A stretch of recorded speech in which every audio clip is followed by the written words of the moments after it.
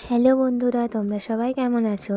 তো এই ভিডিওটা করা হয়েছিল সরস্বতী পুজোর দিন। তো চলো দেখা যাক সরস্বতী পুজোর দিনে আমি কি করলাম। তো প্রথমেই চান করে আমার গৃহদেবতাদের পুজো করলাম, তারপর সাত করে চলে গিয়েছিলাম একটা টিউশনে পুষ্পাঞ্জলি দিতে। পুষ্পাঞ্জলি হতে প্রায় 12:30 বেজে গিয়েছিল।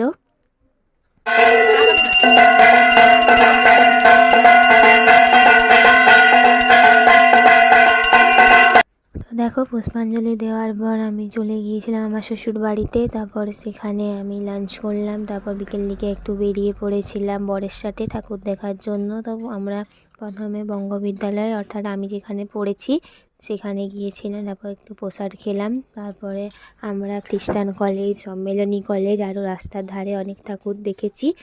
আর এইখানে ঠাকুরটা আমার খুবই সুন্দর লেগেছে। কুরুক্ষেত্র থিমের উপর করা হয়েছিল প্যান্ডেলটা। তো প্যান্ডেলের এত ডিটেলিংস দেখে আমার খুবই সুন্দর লেগেছে। তো তারপরে এখান থেকে বেরিয়ে চলে গিয়েছিলাম সম্মেলনী কলেজে। আর রাস্তাতে তো অনেক ঠাকুরই দেখেছি, সব ভিডিও করা সম্ভব হয়নি।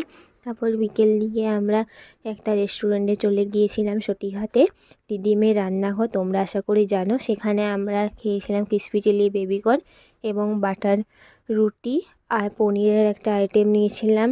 তো তারপর আবার ঠাকুর দেখতে দেখতে বাড়ি চলে এলাম। তোমরা কয়টা ঠাকুর দেখলে অবশ্যই কমেন্টে জানাবে। আজ এইটুকুই, টাটা।